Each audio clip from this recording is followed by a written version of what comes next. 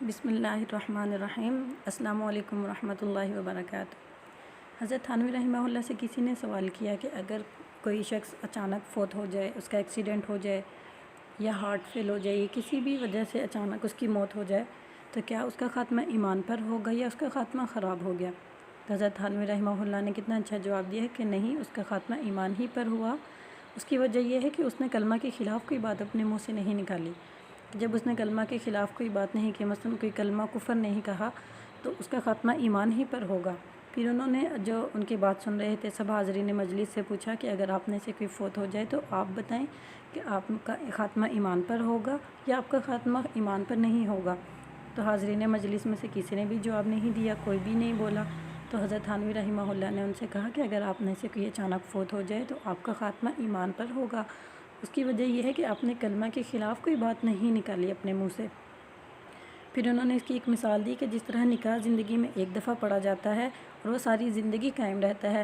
الا یہ کہ نکاح کو خراب کرنے کے لیے کوئی بات اپنے منہ سے نہ نکالی جائے، تو اسی طرح کلمہ کی بھی یہی مثال ہے کہ جب ایک دفعہ کلمہ پڑھ لیا، سچے دل سے اس کو مان لیا، اس کے مطابق عمل کیا، تو اس کے بعد زندگی میں جب بھی کوئی انسان مر جائے تو وہ اس کا خاتمہ ایمان پر ہوگا۔ اب اکثر کوئی فوت ہو جاتا ہے تو لوگ کہتے ہیں پتہ نہیں اس نے کلمہ پڑھا یا نہیں پڑھا، اسے کلمہ نصیب ہوا یا نہیں ہوا۔ تو اس طرح کی باتیں نہیں کرنی چاہیے، کیونکہ ایک تو یہ اللہ کا معاملہ ہے اور دوسرا یہ ہے کہ علماء نے فرمایا ہے کہ جو ایک دفعہ کلمہ پڑھ کے مسلمان ہو گیا اور اس نے اپنے اعمال کے ذریعے بھی ثابت کر دیا کہ وہ مومن ہے، تو وہ جب بھی فوت ہوگا تو اس کا خاتمہ ایمان پر ہوگا۔ اب ایمان کیا چیز ہے؟ ایمان کا مطلب ہے یقین کرنا، مان لینا اور تصدیق کرنا، اور اس حقیقت کو ماننا اور تسلیم کر لینا کہ اللہ ایک ہے، وہی معبود حقیقی ہے اور اس کے علاوہ کوئی عبادت کے لائق نہیں۔ اور اسی طرح آپ صلی اللہ علیہ وسلم اللہ کے آخری نبی اور رسول ہیں، اور آپ کے بعد کوئی نیا یا پرانا نبی اس دنیا میں نہیں آئے گا۔ اب اہل علم اس کے 3 جز بیان کرتے ہیں کہ جب 3 جز ہوں گے تو ایمان کی تکمیل ہوگی۔ پہلا جز تصدیق بالقلب ہے کہ دل سے تصدیق کی جائے،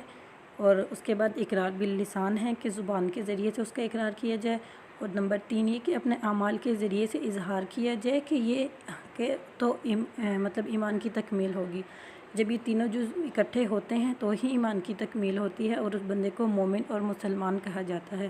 اگر یہ تینوں چیزیں نہیں ہیں، دل سے تصدیق کر لی، زبان سے اقرار نہیں کیا، اپنے اعمال کے ذریعے سے بھی اظہار نہیں کیا، تو ایسا انسان مومن نہیں ہوتا۔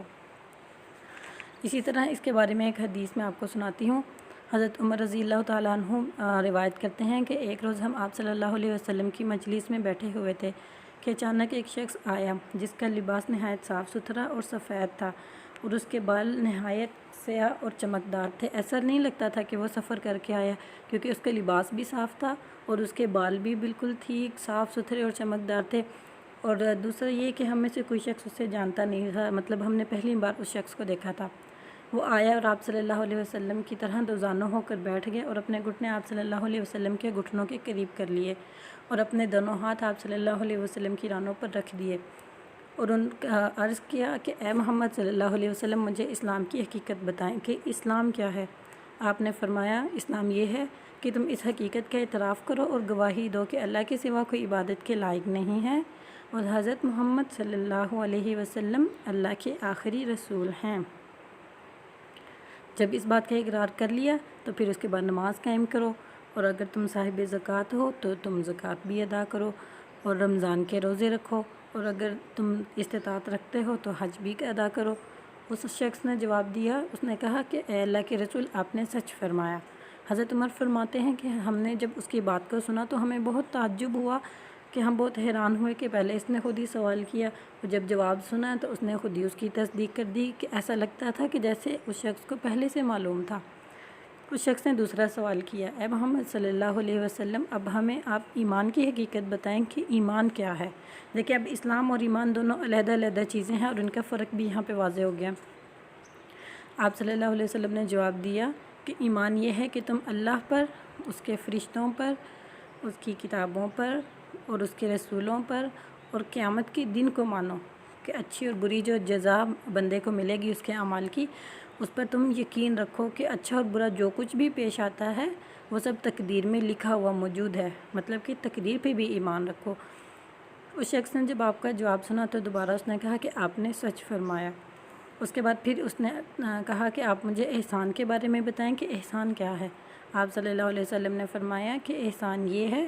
کہ تم اللہ تعالیٰ کی عبادت اس طرح سے کرو کہ گویا تم اللہ کو دیکھ رہے ہو، کہ مطلب اتنے مگن ہو جاؤ اپنے عبادت میں، اپنی نماز میں، اپنے ذکر اذکار میں،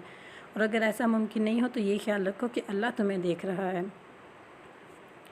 جب اس شخص نے یہ جواب سنا تو اس کے بعد وہ کہنے لگا آپ مجھے بتائیں کہ قیامت کب آئے گی؟ تو آپ صلی اللہ علیہ وسلم نے فرمایا اس کے متعلق جواب دینے والا سوال کرنے والے سے زیادہ نہیں جانتا، مطلب یہ کہ میں آپ سے زیادہ نہیں جانتا۔ اس کے بعد وہ شخص کہنے لگا کہ اچھا آپ قیامت کی کچھ نشانیاں ہی ہمیں بتا دیں۔ تو آپ صلی اللہ علیہ وسلم نے فرمایا کہ قیامت کی نشانیوں میں سے یہ ہے کہ بندی اپنے مالک کو جنے گی، اور برہنہ پا مطلب کہ مفلس اور فقیر لوگ، بکریاں چرانے والے چرواہے، وہ عالی شان محلات اور اونچی منزلوں میں رہائش پذیر ہوں گے اور نہایت فخر اور غرور کی زندگی بسر کریں گے۔ حضرت عمر فاروق رضی اللہ تعالیٰ عنہ کہتے ہیں اس نے جب یہ سنا تو خاموشی کے ساتھ اٹھ گیا اور چلا گیا۔ حضرت عمر فرماتے ہیں کہ میں تھوڑی دیر کے لیے تو رکا رہا، تو اس کے بعد آپ صلی اللہ علیہ وسلم نے فرمایا اے عمر کیا تم جانتے ہو کہ یہ شخص کون تھا؟ تو حضرت عمر رضی اللہ تعالیٰ عنہ فرماتے ہیں کہ میں نے عرض کیا کہ اللہ اور اس کے رسول ہی جانتے ہیں، مجھے تو اس کا کوئی علم نہیں کہ وہ کون تھا۔ تو آپ صلی اللہ علیہ وسلم نے فرمایا کہ یہ جبرائیل علیہ السلام تھے اور تمہیں تمہارا دین سکھانے آئے تھے۔ کہ یہ انہوں نے اس طریقے سے سوال بھی کیے، مطلب حضرت جبرائیل علیہ السلام تھے اور وہ انسان کی شکل میں آئے، اور صحابہ بھی کہتے ہیں کہ ہم نے دیکھا ہے کہ وہ ان کا لباس بھی نہایت صاف تھا اور ان کے بال بھی صاف اور چمکدار تھے، ایسا لگتا نہیں تھا کہ وہ سفر کر کے آئے تھے۔ پھر وہ آئے، پھر انہوں نے سوالات کیے، خود ہی سوال کرتے اور پھر خود ہی اس کا جب جواب سن لیتے تو کہتے کہ ہاں آپ نے سچ فرمایا کہ بات ایسے ہی ہے۔ اس کے بعد یہ ہے کہ اللہ تعالیٰ کو ماننے کا کیا مطلب ہے؟ اللہ کو ماننے کا مطلب یہ ہے کہ آپ اس بات پر یقین رکھیں کہ اللہ کی ذات اور اللہ کی صفات میں اس کا کوئی شریک نہیں ہے، اور عبادت کی مستحق ذات صرف اور صرف اللہ کی ذات ہے، کہ جب بھی ہم نے کسی بھی دکھ تکلیف میں پکارنا ہے تو صرف اللہ ہی کو پکارنا ہے۔ فرشتوں کو ماننے کا کیا مطلب ہے؟ اب فرشتوں کو ماننے کا مطلب یہ ہے کہ آپ اس بات پہ یقین رکھیں کہ یہ اللہ تعالیٰ کی مخلوق ہے، کہ جن کو اللہ نے طاقت اور قوت کے نام سے بھی ان کا نام رکھا ہے، کہ جن کو طاقت اور قوت کے نام سے بھی یاد کیا جا سکتا ہے، اور ان کا کام یہ ہے کہ صرف اور صرف ہر وقت ہی اللہ کی عبادت کریں، اور اللہ تعالیٰ ان کو جو ایک کام دیتے ہیں یہ اس کی پابندی کرتے ہیں، یہ اس کی مخالفت نہیں کرتے اور اللہ کی نافرمانی نہیں کرتے۔ اور کتابوں کو ماننے کا کیا مطلب ہے؟ کتابوں کو ماننے کا مطلب یہ ہے کہ آپ اس بات پر یقین رکھیں کہ اللہ نے مختلف زمانوں میں اپنے انبیاء بھیجے، ان پر اپنی کتابیں نازل کیں، ہر نبی کی جو کتاب ہے اس میں الگ الگ ایک شریعت موجود تھی۔ اور اسی طرح رسولوں کو ماننے کا مطلب بھی یہ ہے کہ اللہ تعالیٰ نے حضرت آدم علیہ السلام سے رسولوں کا